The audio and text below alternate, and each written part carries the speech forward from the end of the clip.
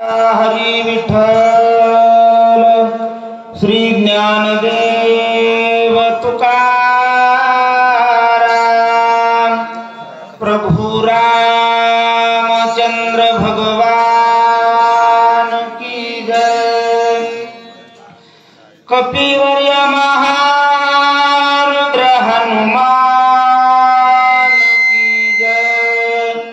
श्री संत एकनाथ महाराज की जय। हरि श्री गणेशाय नमः सरस्वती नमः प्रभु रामचंद्राय नमः। गमन करुणी शीघ्र गती सर्व प्रकारे आसे शक्ती जे निमरण पावे मारुती तेथे युक्ती साधावी। पांडुरंगा करू प्रथम नमन दुसरे चरण संताजिया त्यांच्या कृपादाने कथेचा विस्तारू बाबाजी सद्गुरु दास तुका प्राप्त प्रसंगी गौरीपुत्र गणेशाला वंदन करून कौशल्या पुत्र प्रभू रामचंद्राला वंदन करून अंजनी पुत्र हनुमंतरायाला वंदन करून तसेच या ठिकाणी बसलेल्या सर्व श्रोत्यांचे चरणी नतमस्तक होऊन कथेला सुरुवात। कथेच्या अनुसंधानापूर्वी एक अर्ध्या मिनिटाचा परिहार। आम्ही सालेगाव तालुका शेनगाव जिल्हा हिंगोली या जिल्ह्यातले आहेत, परंतु खूप दूरचे आहेत, शेवटच्या टोकाचे। आणि माझ्या सोबत हरिभक्त परायण सोर सम्राट नामदेव महाराज गवटे राहणार नागराळ हे आंध्र प्रदेशाच्या बॉर्डरवर आहेत, म्हणजे नांदेड जिल्ह्यातलं शेवटचं गाव जवळपास। आम्हाला आज या पारडी या गावामध्ये येण्याचा योग आमचे परमस्नेही हरिभक्त परायण कुंडलिक महाराज गोधावळे यांची आणि आमची ऑनलाईन रामायणाच्या माध्यमातून ओळख झाली आणि त्यातून त्यांच्या गावाला येण्याचा योग आला। या ठिकाणी कथा इथपर्यंत आलेली आहे।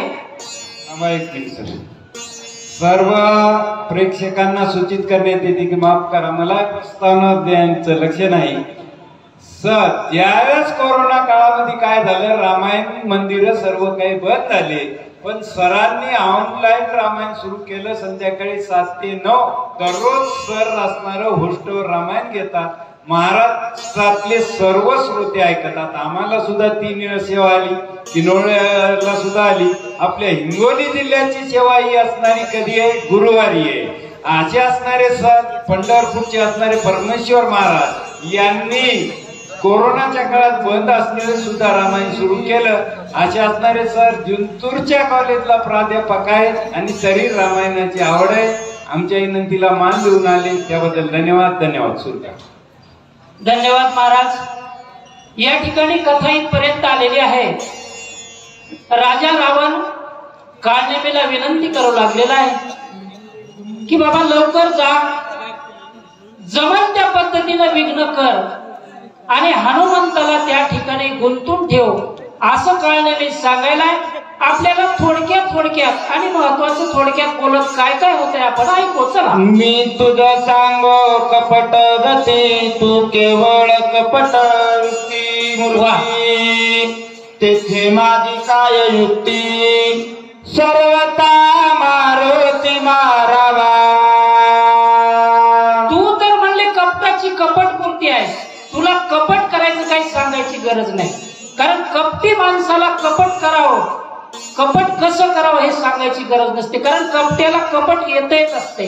म्हणून तू कपटाची कपट मूर्ती आहे, तुला कपट ज्या ज्या पद्धतीने येईल त्या त्या पद्धतीने कपट कर, पण हनुमंताला मार। मरण पावल्या हनुमंत सोमित मरण तुमित मरण पावल्या रघुनाथ दोघा महाराज राजा रावण काळनेमीला काय सांगेल, कपट असं करायचं म्हणले की त्या ठिकाणी हनुमंताला जर मारलं तर लक्ष्मण नक्की मरेल आणि लक्ष्मण मेल्यानंतर राम मरेल। बरं, आता लक्ष्मण मरेल आपण हे समजू शकतो की हनुमंत मेल्यानंतर लक्ष्मणाला औषधी पोहोचणार नाही म्हणून लक्ष्मण मरतील. बरं, राम का मरतील? बरं, रामाला मरायला काय झालं? तर या ठिकाणी एक संस्कृतीतला थोडासा बदल सांगतो, एक अर्धा मिनिट तुमचा घेतो. पहा, लक्ष्मण मेल्यानंतर रामाला जगण्याचा अधिकारच नाही, ही एक त्याची बाजू सांगता येईल. दुसरी बाजू आहे की राजा रावण सांगायला लक्ष्मण मेल्यानंतर राम मरेल. बरं, आता भावासाठी लक्ष्मणाचा कोण आहे? राम भाऊ आहे. म्हणजे एक भाऊ मेला तर दुसरा भाऊ मरतो, परंतु एक भाऊ मेल्यावर दुसरा भाऊ मरतो असा राजा रावण सांगायलाय. तर मग कुंभकर्ण मेल्यावर राजा रावण जिवंत कसा आहे तुम्ही सांगा मला. तो काय सांगायलाय की लक्ष्मण मेला की राम मरला. मग हा कुंभकर्ण मेल्यानंतर सुद्धा जिवंत आहे की नाही? तर या ठिकाणी थोडक्यात असं सांगतात की संस्कृतीमध्ये बदल जो आहे की त्यांची संस्कृती आहे तर विदेशी संस्कृती आहे, आपली संस्कृती आपली भारतीय संस्कृती आहे. संस्कृतीचं चिंतन केलं तर खूप बारीक असते. इथे एक अर्ध्या मिनिटामध्ये तुम्हाला सांगण्याचा प्रयत्न करतो की आपली संस्कृती आणि त्यांची संस्कृतीमध्ये बदल कसा आहे. बघा, याच रामायणातील पहिल्या अध्यायामध्ये प्रसंग आहे. राजा दशरथाचा कडून एक नजर चुकीने बाण एका लहान मुलाला लागतो. त्याचं नाव असते श्रावण बाळ. आणि त्या श्रावण बाळाला बाण लागल्यानंतर श्रावण बाळ मरतो. श्रावण बाळ मेल्यानंतर ती वार्ता त्यांच्या आई वडिलांना समजते आणि आई वडिलांना समजल्यानंतर आई वडील राजा दशरथाला श्राप देतात आणि स्वतःचा प्राण सोडून देतात. आता सांगा, त्यांनी प्राण सोडला, त्यांचे मुलं किती मेले होते? हो, किती मुलं मेले होते? एक. आणि या राजा रावणाचे पंतू मेले, नातू मेले, प्रधान मेले, सगळे मेले, तरी सुद्धा त्याला वाटायला माझं राज्य राहावं आणि मला जगायला मिळावं. ही त्यांची संस्कृती आहे आणि आपली संस्कृती आहे. एक मुलगा मेला तरी आमचं सगळं संपलं, आता आपल्याला सुद्धा जगायचं नाही, ही आपली संस्कृती आहे. आमच्या लहान मुलांना न्याय मिळावा किंवा आमच्या मुलांना समाजाने स्वीकारावं यासाठी आत्महत्या करणारे आमचे विठ्ठलपंत आणि माता रुक्मिणी माता इंद्रायणीमध्ये आत्महत्या करतात, कारण आपल्या मुलांना सुख मिळण्यासाठी करतात. ही आपली संस्कृती आणि त्यांची संस्कृती बघा, सगळे मेले तरी मला जगा वाटते असा राजा रावण आहे. म्हणून ते सांगतात की एक भाऊ मार दुसरा भाऊ मरतो. मरण पावल्या रघुनंदन कैसे वाचला विभीषण सुग्रीवही तांडिला प्राण अर्धा क्षणान लागता. जर राम मेला तर सुग्रीव कशाला वाचेल? सुग्रीव मेल्यानंतर विभीषण कशाला वाचेल? म्हणजे बा एक मारला की सगळे आपोआप मरते. तुझं काम आहे हनुमंताला. नळने जांबवंता दुप्पती मरतीला समर्थ एवढा साधेल कार्यात जरी हनुमंत मारिला. माणसानं काय करावं तर थोडक्या कष्टात जास्त फायदा मिळवा, कष्ट कमी करावं आणि फायदा जास्त मिळवा, असंच एका वक्त्याकडून ऐकलेलं या ठिकाणी सांगण्याचा प्रयत्न करतो. त्यांनी सांगितलं की मला एक गाडीभर जर किडे मारले तरी एक कोंबड मारल्याचं पाप लागते. जर गाडीभर कोंबडे मारले तरी एक बकर मारल्याचं पाप लागते. गाडीभर बकरे मारले तरी एक बैल मारल्याचं पाप लागते. असं म्हणजे आनंद असं गाडीभर असं खूप लांब नेलं सांगते. आणि म्हणले सगळे पाप जर करायचे असतील तर म्हणले एका माणसाने एक बाई मारणं लागते. मग शहाण्यानं काय मारावं? शहाण्यानं काय मारावं बाई? म्हणून म्हणले या ठिकाणी सांगतात की तू फक्त एकटे हनुमंताला मार, बाकी आपोआप सगळे मारते. म्हणून धरले दोन्ही चरण देणार दान चिंता सागरी बुडता पूर्ण चारू आपण सवे व्हावे. महाराज तुमच्या गावाला नवीन आलो, माझ्याकडे काय तुम्हाला माहित नाही, तुम्हाला काय लागतंय ते मला माहित नाही, परंतु थोडक्यात एक महत्वाचं सांगत चालतो. या ठिकाणी राजा रावणानं काय केलं तर काळनेमीच्या पाया पडला. आता बघा, राजा रावण असून काळनेमीच्या पाया पडतोय. बघा, पाया पडणं ही गोष्ट मोठेपणाची आहे बरं. पाया पडणं हे सगळ्यात चांगली गोष्ट आहे, कारण भक्तीची सुरुवातच होती, भक्ती ते नमन. म्हणून पाया पडणं चांगली गोष्ट आहे, पण तू पाया कुणाच्या पडाव असं माणसानं काम करावं की चांगल्या म्हणजे अशा काळनेमी सारख्या माणसाच्या पाया पडायची वेळ येऊ नये. राजा रावण चुकला म्हणून त्याला काळनेमी सारख्या माणसाच्या पाया पडावं लागले. बरोबर आहे की? नाहीतर पाया पडायची काही गरज असते का? हा केवढा मोठा राज्य, 14 चौकड्याचं राज्य आहे, तरी सुद्धा त्या माणसाच्या पाया पडावं लागले. आता इथं पाया पडून सांगायला, बाबा मी काही फुकट काम करून घेईना, तुला मी अर्ध राज्य देतो. आता बरं खरं सांगा, आता त्या रावणाची ओळख तुम्हाला सुद्धा मी या ठिकाणी विचारतो. आता समजा काळनेमीनं हे जर काम त्यांचं काठाला नेलं, हनुमंताला मारलं, हनुमंताला मारल्यानंतर लक्ष्मण मेला, लक्ष्मण मेल्यानंतर राम मेले, राम मेल्यानंतर सुग्रीव मेला, विभीषण मेला, सगळे मेले. आणि काळनेमी संध्याकाळी लंकेत राजा रावणाकडे गेला, म्हणला, राजा माझं अर्ध राज्य द्या. रावण देईल का? तुम्ही सांगा. मग कधी रावण पाहिला नाही ते तुम्हाला समजायला देत नाही, काळनेमीला समजा का काय म्हणतो? मुदगलाने धाकी बहुता पड चरणावरी मागुता, मज होत से प्राणांचा अवस्था, जीव दाता तू होई. पुन्हा पुन्हा पाया पडून विनंती करायला, माझा जीव जाण्याची वेळ आली आणि माझं एवढं तू काम कडेला न्यायला पाहिजे. आता या ठिकाणी तुम्हाला एक पुन्हा छोटासा एक अर्धा मिनिट घेतो. बर, माणसानं कसली जर वेळ आली तर नवऱ्यानं बायकोच्या पाया पडाव का? कसली जरी वेळ आली तरी नवऱ्यानं बायकोच्या पाया पडाव का? पडाव म्हणालेत काही जण, काही जण म्हणालेत नाही पडाव. पडाव, टाइम पाहून पडाव. वा वा वा, चांगला आहे. म्हणजे लाडक्या बहिणीचे पैसे दे, तुझ्या पाया पडतो. वा वा वा वा, चांगली कला आहे. परंतु पहा, या ठिकाणी एक अर्धा मिनिट घेतो. माणसानं बायकोच्याही पाया पडायला पाहिजे. आता तुम्ही माणसाला माझ्या व्यासपीठावर बसले काही सांगायला, कधी पडायला पाहिजे त्याचं एक तर शास्त्र सांगतो. शास्त्र असं सांगतंय, देव जोडे तरी करावा अधर्म.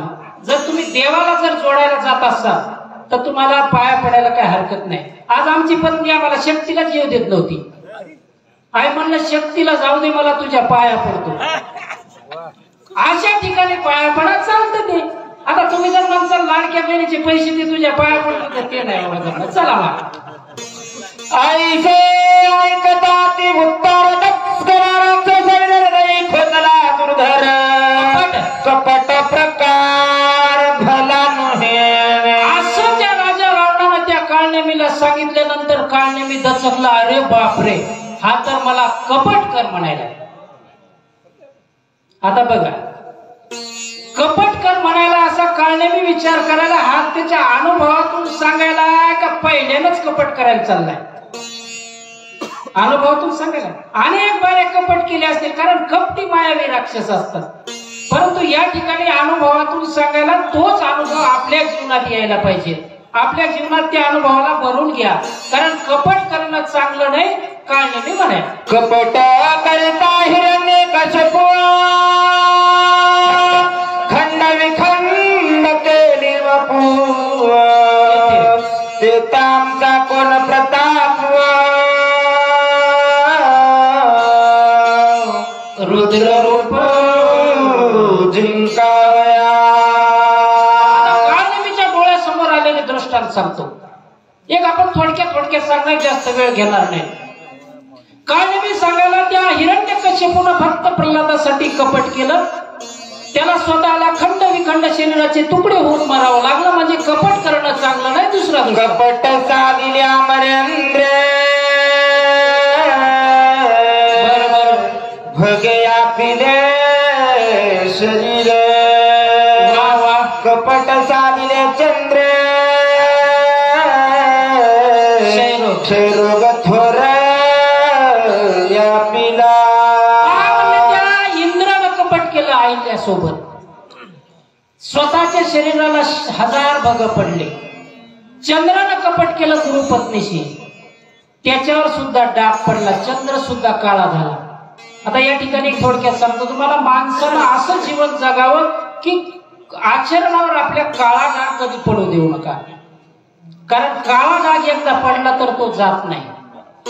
चंद्राला महादेवानं स्वतःच्या कपाळावर बसवलं तरी सुद्धा त्याचा डाग गेला नाही.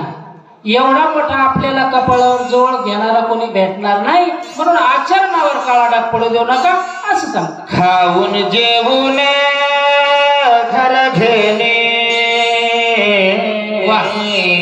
ऐसे मांडले शस्त्रार सांडून हस्ता पादा छदने शिकी प्रयाणे निमाला. हा म्हणले कोण? सहस्त्रार्जुन राजा. वनामध्ये होता, भूक लागली. भूक लागल्यानंतर जमदग्नी ऋषीने रेणुका मातेच्या त्या आश्रमामध्ये गेला. त्या ठिकाणी जेवण केलं. जेवण त्या कामधेनू पासून बनवले असल्यामुळे एवढ्या लवकर एवढं चांगलं जेवण कसं बनवलं म्हणून खाऊन जेवून तीच कामधेनू घ्यायला निघाला होता. येणे रावणे जाण सांडुनिया राज चिन्ह भीक मागे गेला पण सीते कोरान दे माते. काय मी विचार करू लागला, कपट करणं चांगलं नाही. मोठ्या मोठ्याची कपट या ठिकाणी सांगायला त्यानं सुरुवात केली. आम्हाला ते जाऊ द्या सगळे. या राजा रावणानं सुद्धा म्हणले स्वतःच आपलं राजचिन्ह सोडलं, काखेमध्ये झोळी घातली आणि पंचवटीमध्ये भीक मागायला गेला. भीक काय मागायला गेला? भीक मागताना काय म्हणावं लागते? भिक्षा दे माते. माय म्हणून भिक्षा मागितली. पुन्हा काय? माता मनी जियसी भोगू पाहे तियसी कपटे मिळविली धुळीसी सपुत्र जैनेशी मारविले. मागितली काय म्हणून भीक मागितली? माय भिक्षा वाढ. आणि पहा आता काय म्हणतो, माय म्हणून भिक्षा वाढ मागितली आणि आता म्हणायला माझी बायको. काय राजा रावणाचं कपट केल्यानंतर काय झालं? त्याला बायको होय म्हणला तर काय झालं? एकही नातू बंधू मूलबाळ दिवा लावायला सुद्धा घरी राहिला नाही.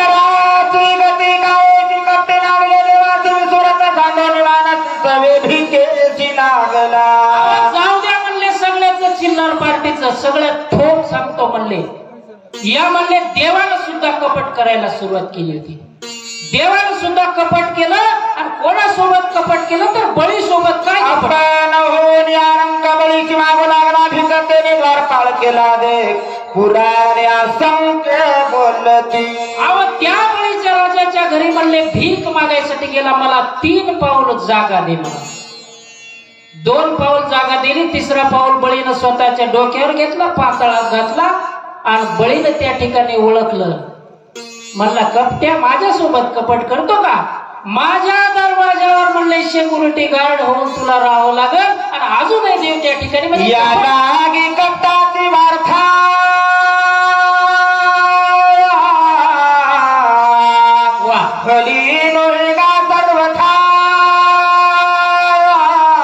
कपट करिता कपिनाथा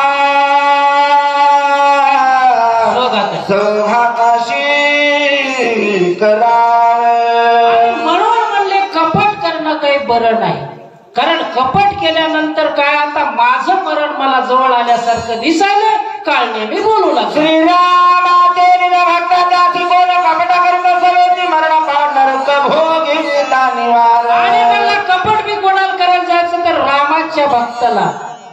आणि तुम्हाला या ठिकाणी अजून एक सांगतो, रामाच्या भक्ताला जर कपट केलं तर देव तुमचा दिवा नीट लागू देत नाही. म्हणून रामाच्या भक्ताला कपट करायला जात जाऊ नका. या ठिकाणी काळने मी सांगतो. आता म्हणले हनुमान श्रीरामाचा किंकर श्रीराम भजनी अति तत्पर त्याशी कपट करी जो नर त्याचे शरीर वाचना. म्हणले हनुमान कोण आहे तर रामरायाचा म्हणले निज भक्त आहे. अहो रात्र नामस्मरण करणार आहे. त्याच्या सोबत जर कपट केलं तर म्हणले त्याला नरक यातना भोगावं लागतात. आणि या ठिकाणी तर त्या नाथ बाबांना सांगितलं की त्याचे शरीर वाचेना. दोन भाव निघतात महाराज इथं. हनुमंताला कपट केल्यानंतर म्हणले ते मेल्याशिवाय काही राहत नाही. आणि दुसरा भाव असा आहे की त्याचे शरीर वाचेना म्हणजे हनुमंताच्या हाताने आईसे राणा तुम्ही आपण सगळे सांगत असे रावण कपिसले विघ्न करण मज स्मरण वढवले असं राजा रावणाला सांगितलं. परंतु या ठिकाणी काळने मेला वाटू लागला. आता म्हणले माझं मरण काय आल्याशिवाय राहत नाही. पाया पडून रावण्या राज्य देन म्हणे भजन माल्या प्राण राज्य कोण भोगावे. पुन्हा पुन्हा राजा रावण पाया पडू लागला. म्हणू लागला पुन्हा तुला अर्ध राज्य देतो पण मी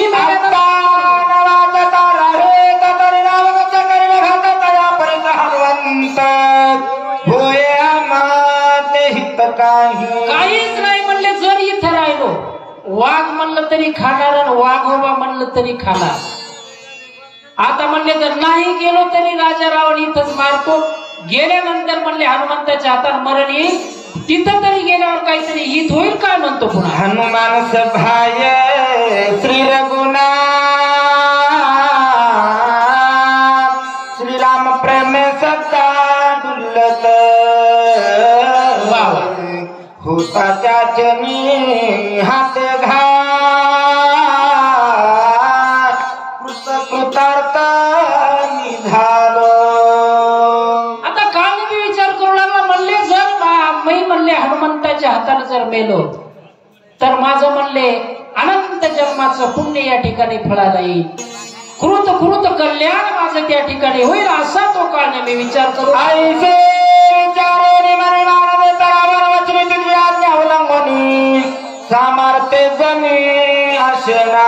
काळने मी सांगू लागला राजा रावणा या जगात म्हणले तुमचं वचन उल्लंघणार कोणी नाही.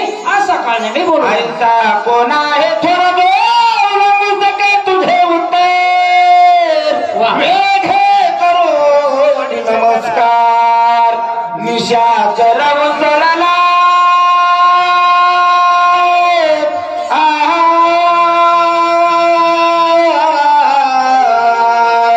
असा कोण आहे म्हणले या त्रिभुवनामध्ये की ज्याला म्हणले तुझं उल्लंघन केलं, तुझा विचार ज्यानं ऐकला नाही. असा कोण आहे या जगात काळने मी राजा. पर्वता पावे जळ मारे तुझा वापर गेला तीव्रगती माया केली अति निगुदित परिसावी. आता पहा म्हणले हनुमंताच्या अगोदर त्या पर्वतावर पोहोचला.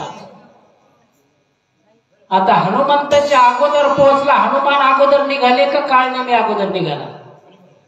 हनुमान तर मागच्या वळीतच निघाला. उपरा उपरी गगनांतरी किती वेळ झाला हनुमंताला जाऊ. परंतु त्याच्याही अगोदर म्हणले काळने मी पोहोचला. कसा पोहोचला असं. कारण हनुमंताची उडी कुठे गेलेली सत्यलोकापर्यंत वर. हनुमंत सत्यलोकापर्यंत वर गेले. वर म्हणले सत्यलोकापर्यंत ब्रह्मदेवाला सांगितलं ब्रह्मदेवा तुम्ही शक्ती म्हणले अशा मूर्खाच्या हातात जर दिली तर याचे परिणाम असे होतात. मी तर म्हणले औषध आणायला चाललो पण मी येईपर्यंत जर काय झालं तर तुझी गाठ माझ्याशी. तितक्या टायमात हे मधल्या वाटलं पुढं पोहोचलं. पुन्हा अजून सांगतो कधी बी चांगल्यापेक्षा वागलेला जास्त वेग असतो. आपण 6 महिने कष्ट करून नागरून वखरून धन पेरतो. धन आधी निघते का तण आधी निघते. चांगल्यापेक्षा वागलेला वेग जास्त. आपल्या भारत सरकारनं वरून आता घरकुल सोडलेत म्हणा प्रत्येक गावात. तुमच्या इकडे झाले का ते नोंदणी वगैरे. ते घरकुल कधी सोडलेले माहिती गेल्या वर्षी पोहोचलेत कधी आता. आणि आता जिल्हा परिषदेची निवडणूक येऊ द्या का राहतात दारू आपल्या गावात येते. म्हणजे चांगल्या कामाला यायला 1 वर्ष लागते आणि दारू यायला किती वेळ लागतो? 2 तास किंवा 3 तासात बॉक्स गावात.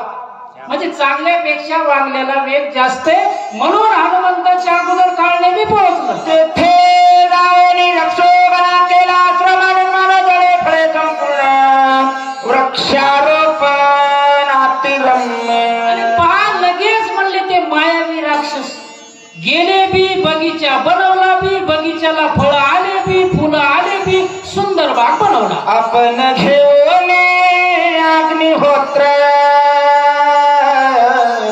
तापस वेश निशाचर दिश उपवासी निरंतर गेले उदर खपाटी. तिथे गेल्यानंतर असा तापस वेश धारण केला. जसं काही कोणी म्हणेल त्या कुंभमेळ्यातला एखादा 200-300 वर्षाचा किंवा 1000-1200 वर्षाचा साधू असावा. पोट सगळं म्हणले त्या पाठीला नेलेलं आणि असा त्या ठिकाणी जप करीत बसला. माता जटाचा संभार प्रेमाचा शिवग्राम्र वक्रिवडवे संतृभार अति विचित्र भासत. म्हणले माता जटावर म्हणले आपल्या माथ्यावर म्हणले जटांचा असा संभार त्याचा आणि एकाग्र मन करून जप करीत बसला. कवळा हाताने मगडाने केसात वाना प्रस्थ रूपाचे जप करीत एकाग्र. जसा म्हणले या 4 आश्रमातला वानप्रस्थ आश्रम असतो आणि त्यावेळेला त्या आश्रमामध्ये माणसाला काय फक्त हरिनाम घ्या किंवा जप करा, तप करा, ह्या गोष्टी कराव्या लागतात. असा तो काळ घेऊन जपमाळी नेली भवळ्यांतळी जैसी खेतरी मुद्रा लाविली तैसी तैली दिसत आहे. म्हणले जपमाळ घेतलेली आहे, आपली म्हणले खेचरी मुद्रा लावलेली आहे आणि हनुमंताची वाट पाहत बसलेला आहे. आता पहा, माणसाला जर फसवायचं असलं तर माळ घालूनच फसवावं लागते. सगळ्यात चांगलं जर फसवणारा कोणी असेल तर महाराज. गळ्यात माळ असली की फसवायला सोपं. म्हणूनच राजा रावणाने सांगितलं बाबा भारतात चालला त्या हनुमंताला फसवायचं, चांगले माळ घेऊन जप करीत बस. असा काळजी बस.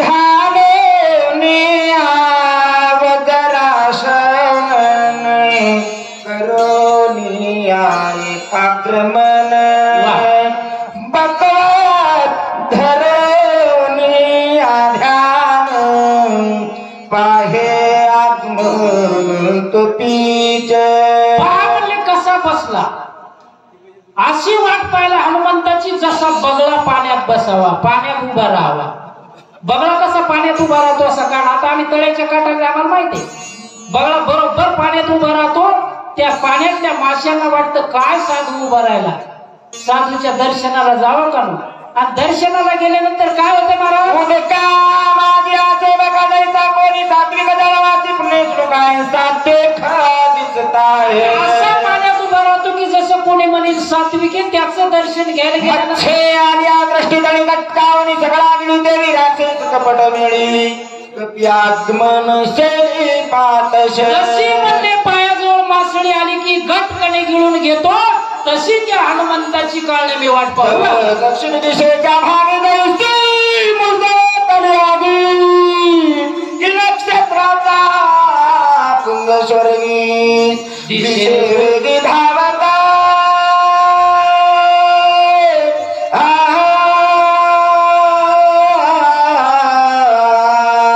तेवढ्यात म्हणले दक्षिणेकडून लाल बुंद असा एखादा अग्नीचा गोळा यावा, असा हनुमंताचं आगमन त्या ठिकाणी आलं. आगमन झाल्यानंतर सुरू या उदयाला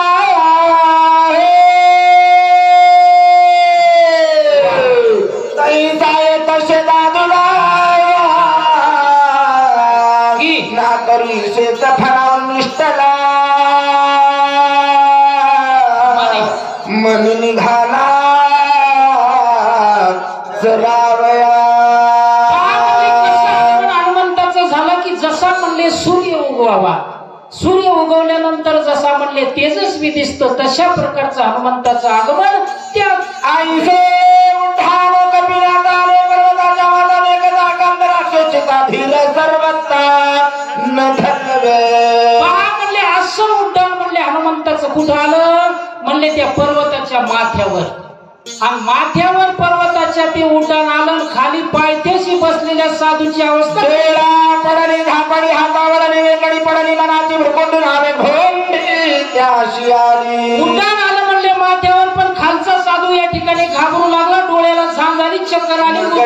होऊन पाही विचारो आपुलेच देही मने मजा झालं काही आठवणाही कार्याची. त्या ठिकाणी तसं झाल्यानंतर सावध झाला, म्हणला अरे मी कोण्या कामाला आलो इथं, मी हे का विसरून गेलो, मला माझ्या कार्याची आठवण का राहिली नाही.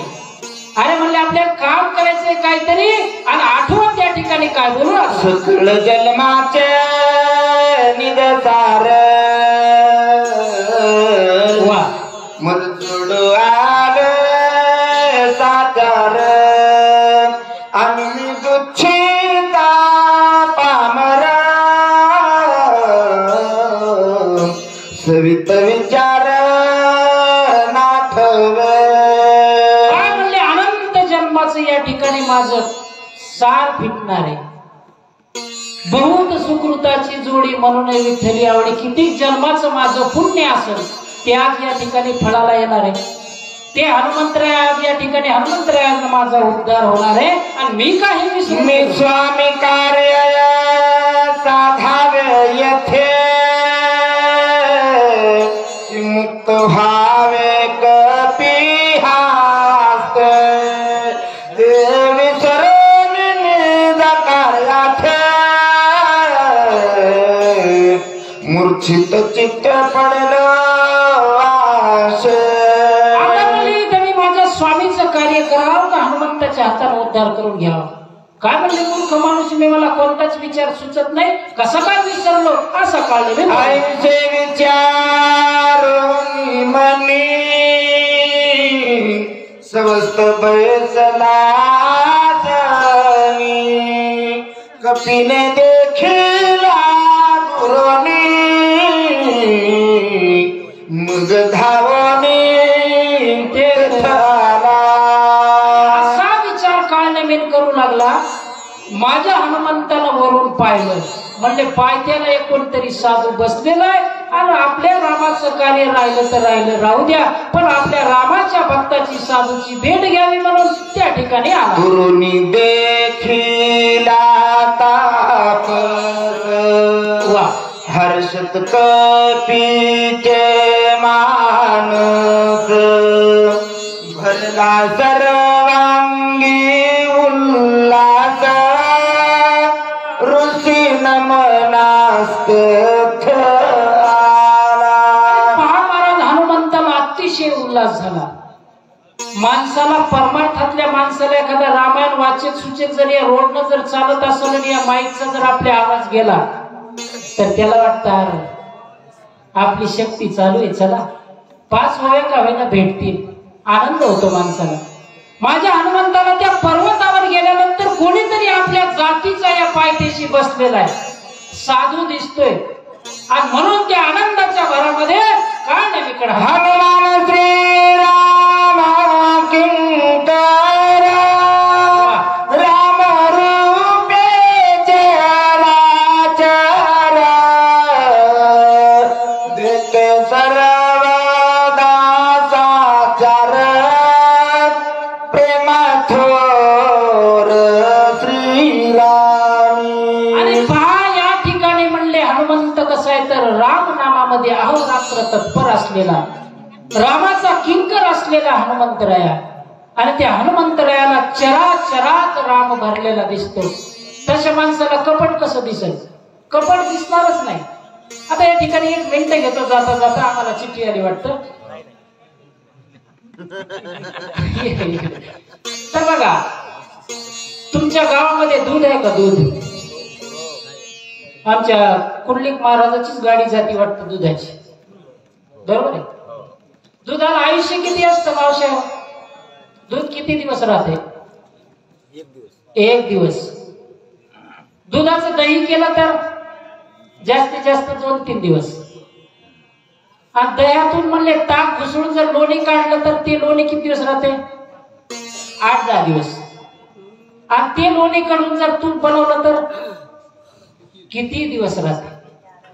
तसं या नासक्या शरीरामध्ये, त्या नासक्या दुधात जसं शाश्वत तूप आहे तसं या नासक्या देहामध्ये शाश्वत परमात्मा आहे. फक्त माणसाला गरज काय? मंतोनी नवनीतात तैसे घ्या, तर फक्त त्याचं घुसळण करावं लागते.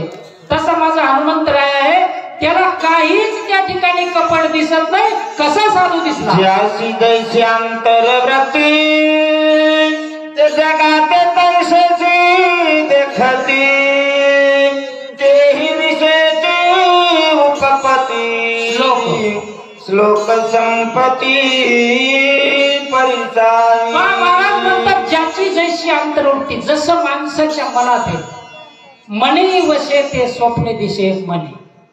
माणसाच्या मनात जसं असते तसं दिसते. महाराज जग कसं आहे?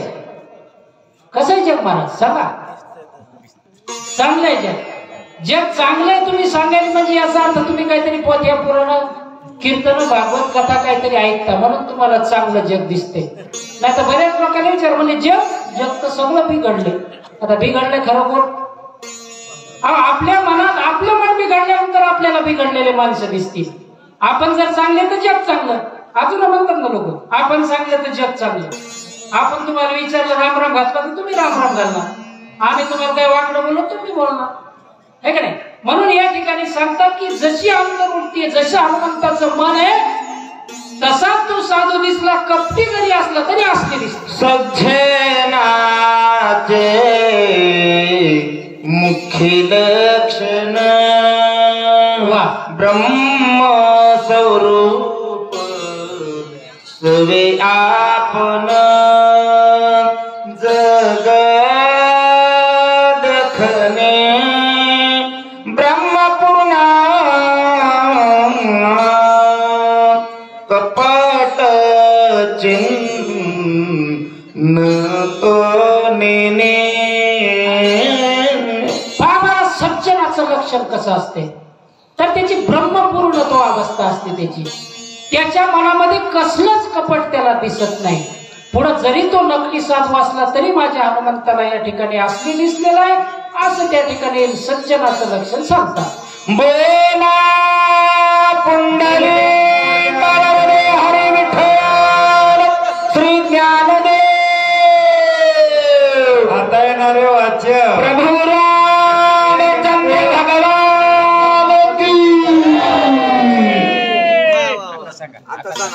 आता येणारे वाचक बंडाळे गणपूरकर आणि सूचक म्हणून